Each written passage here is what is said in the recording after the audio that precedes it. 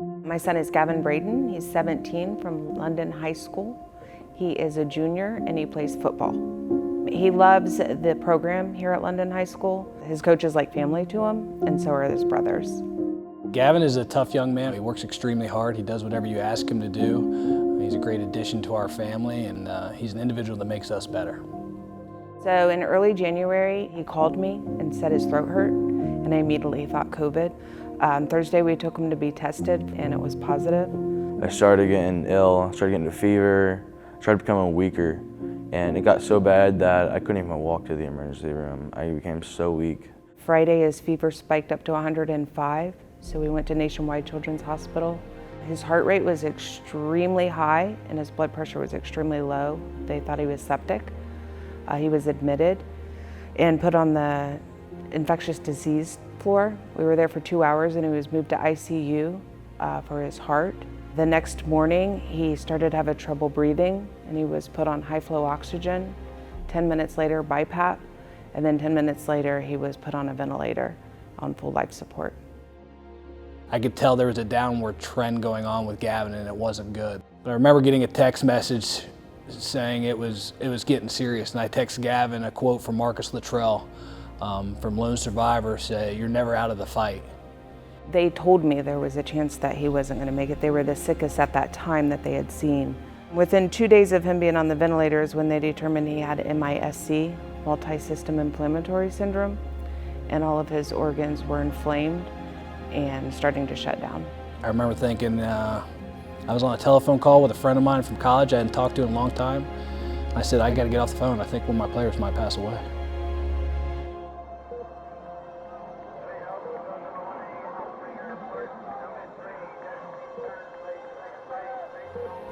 All we could do was sit there and watch him be treated with 2 nurses 24 hours a day for 9 days straight. The struggle for me is when we would come into the weight room and Gavin wasn't there. And it would hit you emotionally or hit you a certain type of way, but there was an emptiness because he wasn't at his rack. So around that time I started Gavins Fight, a Facebook page, just to try and keep everybody informed because basically the entire city of London was rallying behind him. When I woke up, she told me about the Facebook page she made. That's when I felt how tragic it was.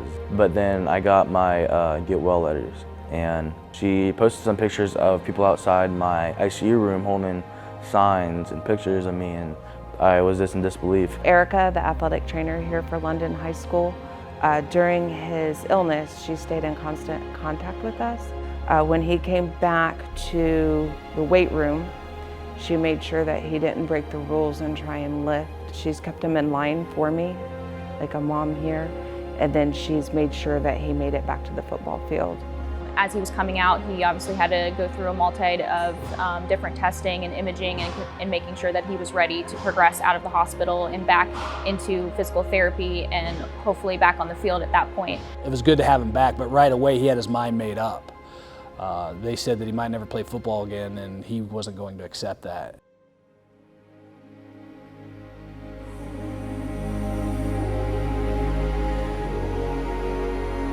When we got to Nationwide Children's Hospital, we were there for 17 days. And then we went back 3 times a week. We went back for physical therapy for 3 months. We also went back for multiple testing, and they called and checked on him every week. I felt like they truly cared for Gavin, like he was family. A lot of times when you go to facilities, you don't feel that way. It's just another patient, but they were taking such great care of him. He had such an incredible recovery, and he did get to go out on that first Friday night and play. And I will say I did get a little emotional, and everyone I think in the stands did. This whole town rallied around him. It was a huge learning experience for all of us.